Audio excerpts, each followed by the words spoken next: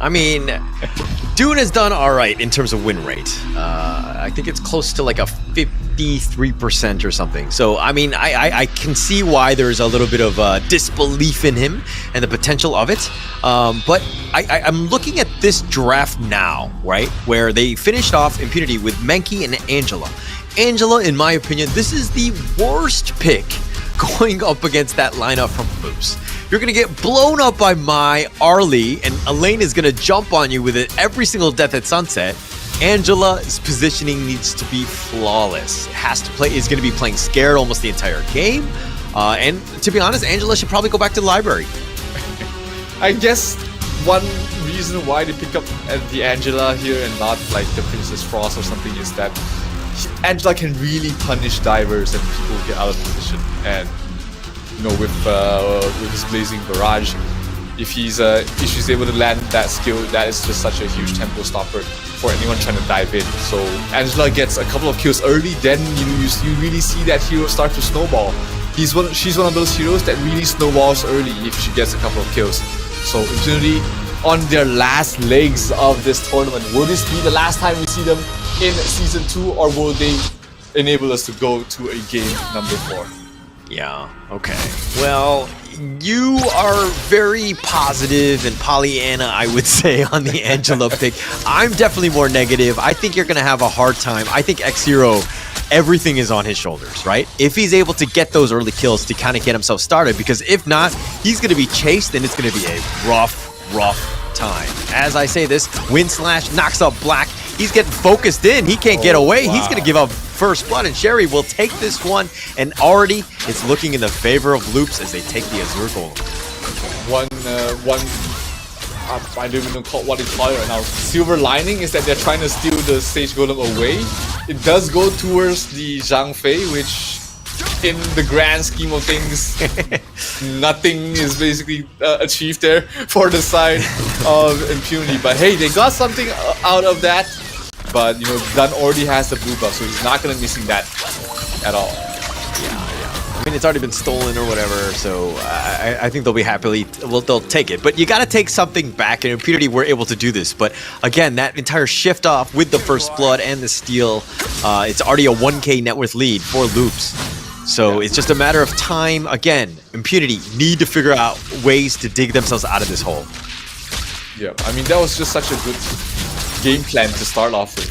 Clear the mid wave with 3 heroes, rotate 4 heroes to the blue buff, and just make Menki's life an absolute nightmare. And we see here Frenzy, not a very common skill that we see people pick up, but it's perfect there for the Arlie. Speaking of Arlie, he's in trouble, a bit too deep, taking a lot of damage from the tower. Will fall, but not before he gets a kill on towards not towards our Sing. So 1-for-1 trade so far. Can he get something else a little bit more? Oh, nice trade room. ABH in trouble. Can he get out? No, he cannot.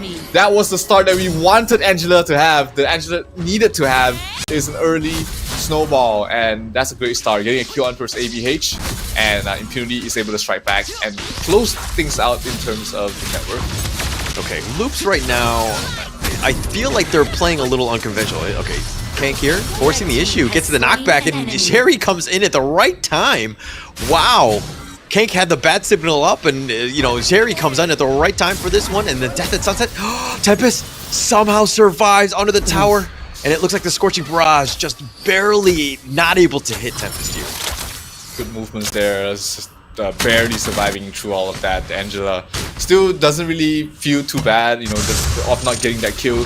Was able to clear out the waves and push out as well. But here we take a look again. Kank really setting things up for the rotations coming in here for Zere, and he picks the fruits of her labor and propels Arlie to the mid game in a much stronger position. What a great play for them. I mean, Loops is just like, Kank is like, sets it up. Sherry already behind because he died, and is like, oh, okay, I'll give you this free food. Come and take it. And the timing on that could not have been more impeccable. So Loops, again, just understanding how to play this one. It's a 2 versus 2 in the enemy jungle, ABH. The Dream Roam from Black just to kind of get in under the tower of the T1, but looks like there's going to be a side rotation. X-Hero looking for that second pickoff to kind of give him that head start that you were talking about, that good lead that you're talking about. But still, he's a little bit behind in terms of the net worth. 1,000 net worth. He needs around 6,000 to really start bursting people down with the Staff of Reprobation. But things are still pretty even in terms of the net worth on both sides. Dunn has to get out of there. And not going to be an issue. Not a lot of CCs from the side of Impunity at the moment. And the first Tyrant will spawn. Oops, trying to secure it, but they do have to play against 2 smites on the side of Impunity. Oh, nice. Unruly Blade connects, but the Dream Roam gets him out of there. Black is back to safety. Tyrant is about half-life. He knocks up 2, and Cherry just steps away, and ABH will take the Tyrant, gets the smite. He's got the fastest fingers. The Meteor Kill, not going to hit anybody. He's going to be knocked up, and the Enlightenment blows him up, and Tempest will take out Black. And it looks like Black is the only one to have fallen.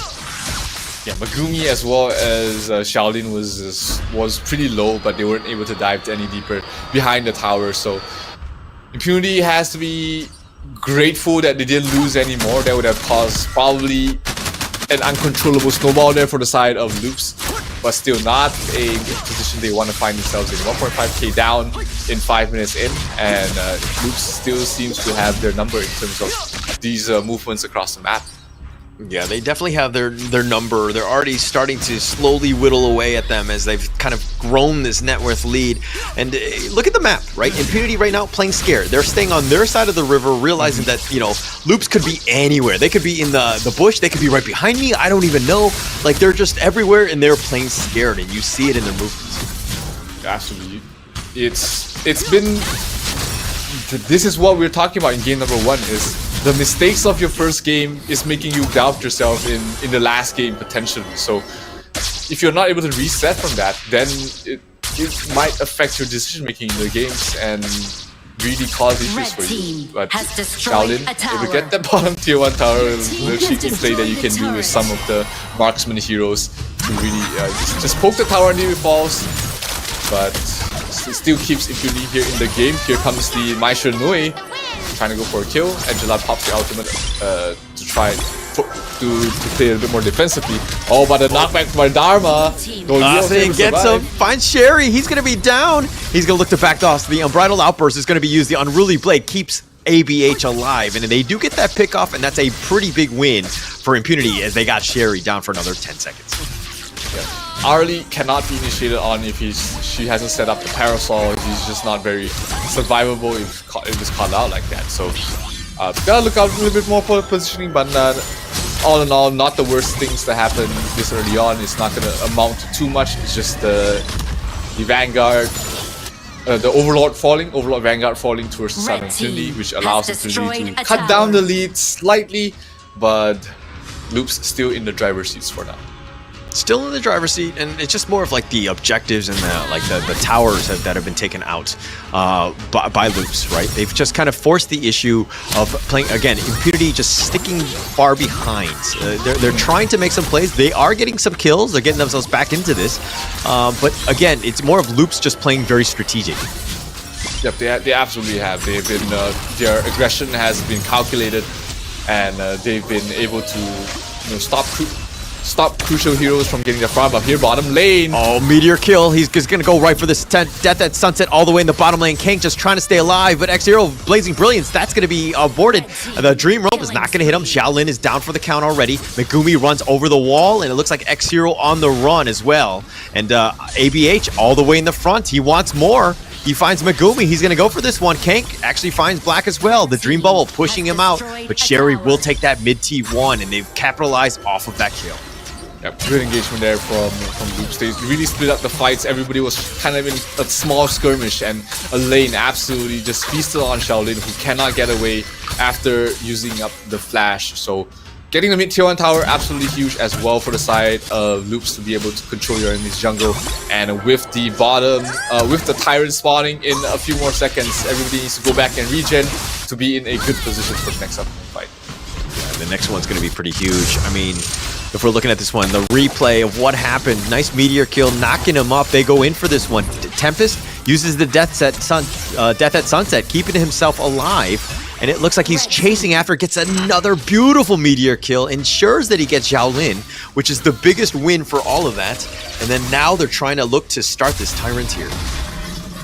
Yep, this is going to give them a much bigger lead. Oh, but they catch out Ah Sing. Is he in trouble? He did have to use the flicker, the flash to get out of there. Oh, the another unruly gun. blade connects. Dream Roam, just backs off. Loops are gonna just back off, and they're gonna look to take a free Tyrant. They push them away. They forced Impunity back, and Impunity, all they can do is just cry home and just, watch as the Tyrant gets taken here. Again, another good engagement. They didn't get any kills there for the side of Loops, but they were able to push them back, secure the Tyrant. Now they can regen and really defend this Shadow, this Enlightenment! Ajink gives him the truth, throws it down, blows him up. Sherry was like, what just happened? Yeah, these are the kind of stops that, Impunity needs to do to try and get themselves back in the game. But meanwhile, in the bottom lane, it's going to be the lane pushing all the way down to the tier 2 tower. It will fall. Asing trying to do the same in towards the top, but that's just the tier 1. That also means he's not going to be there for the fight that's about to happen towards the mid lane. Unless he rotates, starts rotating in. Dream Roam right onto Kank. Kank dashes away. Hits a Megumi. Tries to go for the Forbidden Domain. The Unbridled Outburst is going to be used to just zone them away. The Death at Sunset. He's going to commit for this one. He goes in. He might have gone too deep. He's got the Death at Sunset. He gets himself on out. The Meteor kill, but he's going to be forced and he gets killed. Ashing will take him down and ensures that he gets it. This Monk is scary and violent. The Blazing Brilliance, more zoning him away. And it looks like Impunity are going to back off here. They might take the Tyrant. No, Megumi just dashes up the wall. Already did so much damage, but she wasn't able to fully deal with the damage, just afraid of dying at that point. Impunity though, backed off after that fight, knowing that their members weren't that healthy. They didn't have any heals compared to Dalia. They might be able to get it. No, ABH will be able to secure the last hit, and the Menki will have to back off. Oh, Ashing once again!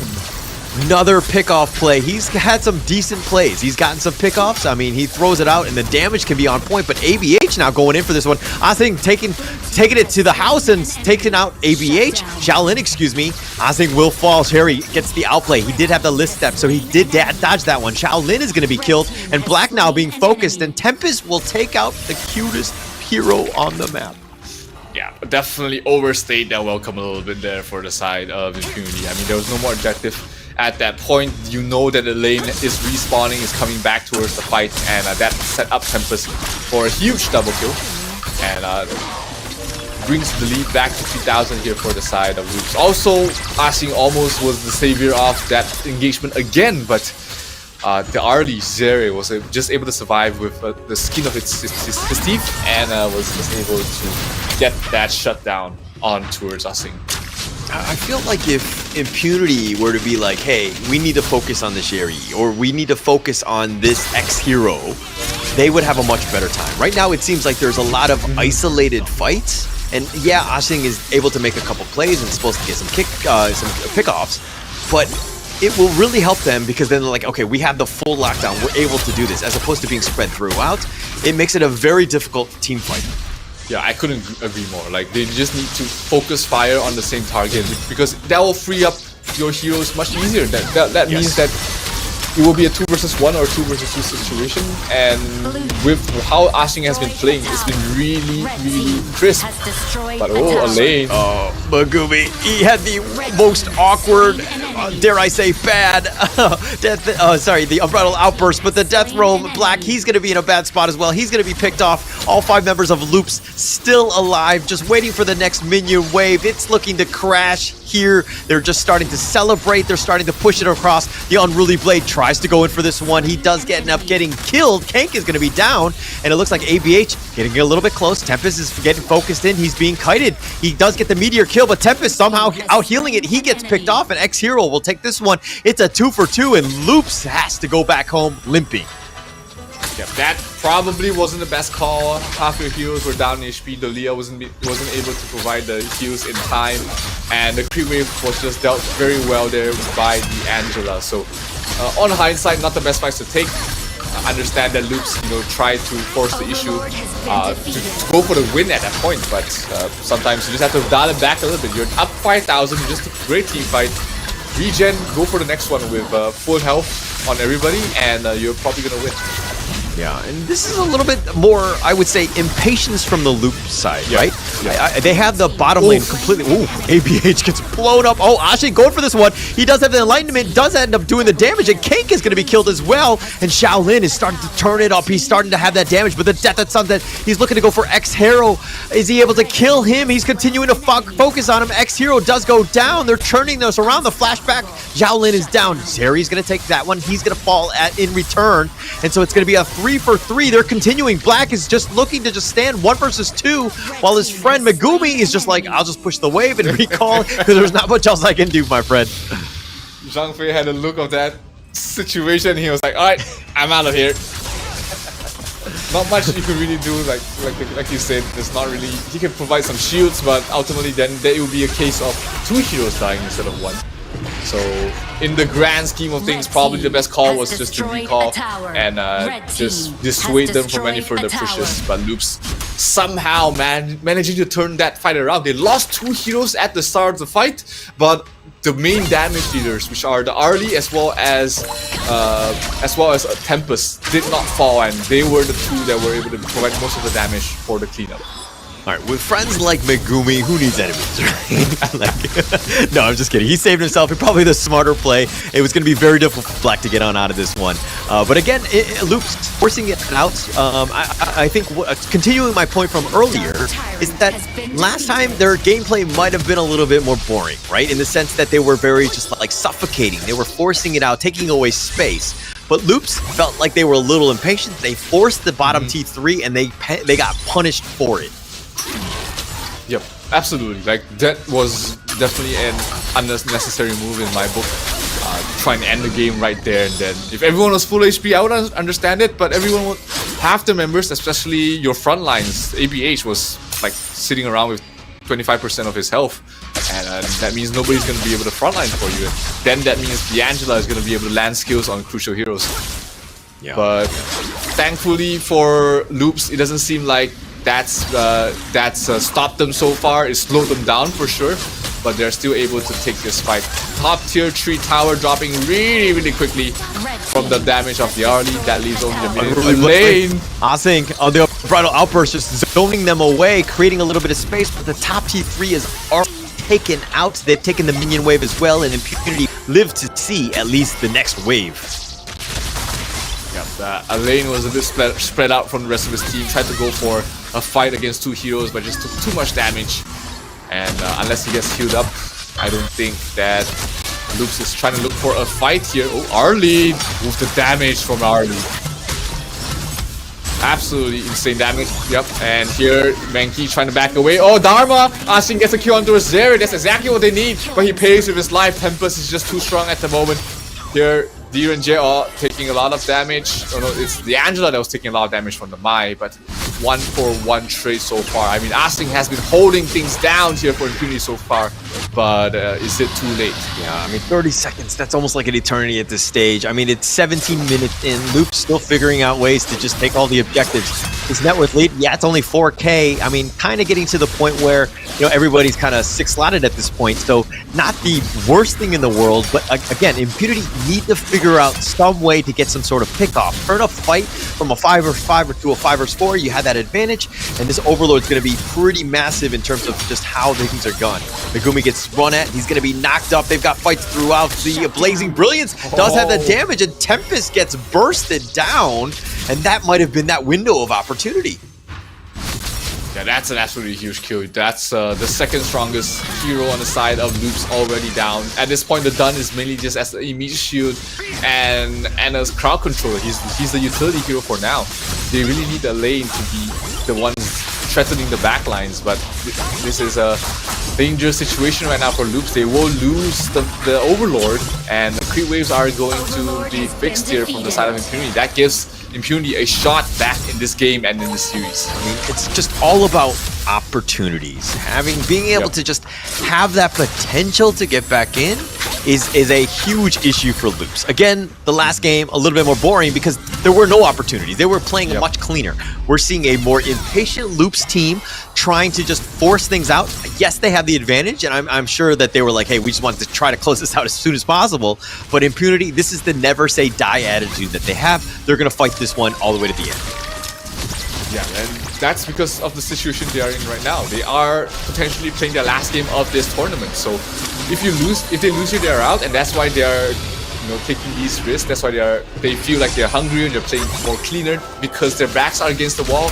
They have nothing to lose, and if you're making mistakes against someone like that, a team like that at this moment, you might be punished. Dharma going for the kill, burst it down! In the combination, Kank is going to be killed. They do have this, the Death at Sunset.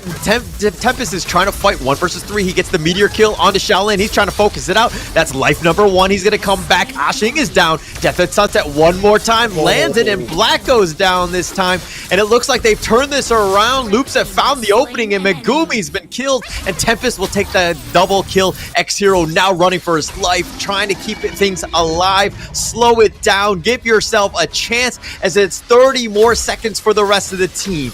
Loops, on the other hand, they want to take this one. You talked about the impatience before. This is that opening. They're ahead of the minion wave. X-Hero is going to miss a couple times. The meteor kill knocks him up. The blazing brilliance one last time. X-Hero is down. And with that will be the game. And Loops will move on to the semifinals as they take game 3.